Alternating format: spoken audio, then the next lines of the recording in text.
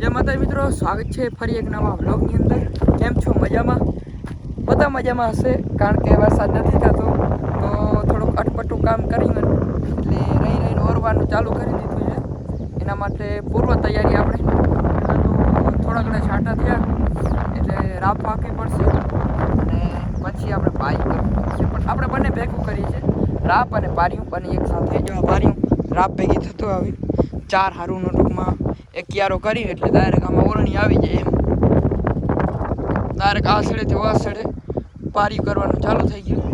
અને આ જો ધૂળ ઉડીને મારી હાલત બગડી બેવામાં, પારીમાં બેવામાં બહુ ધૂળ બેવાય, બધી ધૂળ આપણા ઉપર જ આવે.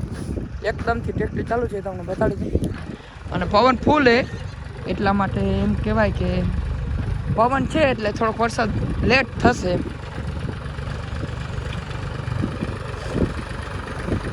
માંગી તોડીને આ પારીઓ લઈ આવ્યા આપણે.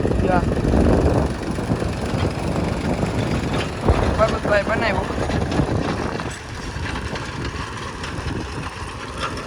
આગળ એને રાખીને હું બે જાય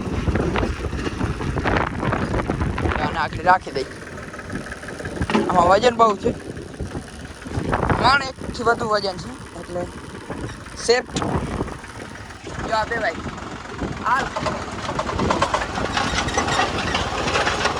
પારી જાડી કરવી છે, ધીમી કરવી છે, એ બધું વાંહે બેઠું હોય એના ઉપર આમાં આગળ નમી પારી જાડી થાય, વાંહે બે તો પારી મીડિયમ. કારણ કે ધૂળનો નિકાલ જોવાનો આપણે, ધૂળનો કેવો નિકાલ કરે છે. આ ફૂલ ભરાણી ધૂળ હવે આગળ આમ બે અને ધૂળનો નિકાલ થઈ જાય. અને આવી કંઈક પારી થવી જોઈએ. આ છાંટા પડે છે નીચે અને પતંગ ચોકી દે છે એકદમ છાંટા પડે છે થોડા થોડા. આવતું બાવતું નથી વરસાદ. જો આવી રીતે વાદળ થાય, જો આ છાંટા પડે, જો આ વાદળ આવ્યું ને વાદળમાં છાંટા પડે.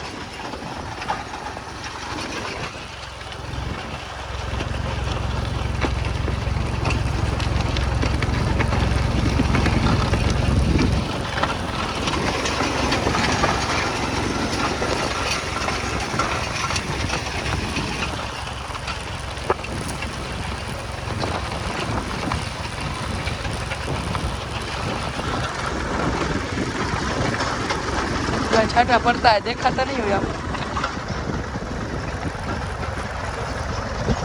खोटा। हाँ छाटा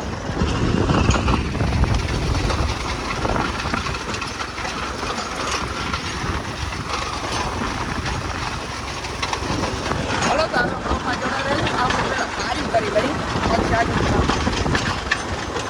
आखो बे जाओ ना पड़ी जाए एक तो मोटाમાં કરી દે બોલું ને મારો બ્લોગમાં જોડાય. 2 દિવસ પહેલાં આ પારિયું નાખ્યું, આજે ઓરવાનું ચાલુ થઈ ગયું. આજે નહીં એટલે તેથી ચાલુ કરી દીધું ઓરવાનું, પણ 50-60 કલાકથી લાઇટ જ નથી. એક ફૂટી ભરાય એટલી લાઇટ નથી. હવે અટાણ ચાલુ થયું તો ઓરવાનું ચાલુ કરી દીધું. હવે ટૂંકમાં વરસાદ થાય તો જ આપણું ભેગું થાય એમ છે, બાકી ભેગું થાય એમ નથી. આ ઓરવાથી ભેગું નહીં થાય એટલે વરસાદ તો થવું જ જોઈએ. આજે થાય તો આજે જોઈને કાલે થાય જોઈએ છે વરસાદ.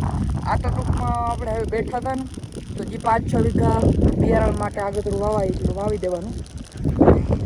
આ કંઈક આપણું 4 વીઘા જેવું હાલ તો પલાની છે, કારણ કે ને લાઇટ બહુ રહેતી નથી, ઉપાધિ ત્યાં થાય છે. હાલો તો આ બધું આગળ પી જાય એટલે ટૂંકમાં પૂરું થઈ જાય એમ. પારિયું કરીને આવી રીતે મૂકી દેવાનું. અને પાણી બહુ લે છે, થોડું ધીરે ધીરે હાલે છે, બહુ સ્પીડમાં હાલતું નથી. એટલે કાંઈ વાંધો નહીં, જેટલું પાણી નીચે જાય જમીનમાં એટલું ફાયદો થાય. અને આજે પરબતભાઈ પણ પોતાનું જે ઓરવી થોડું ઘણું બાકી હતું વાવેતર પૂરો કરવા માટે. હાલો તો મિત્રો આગળ બ્લોગમાં બન્યા રહેજો.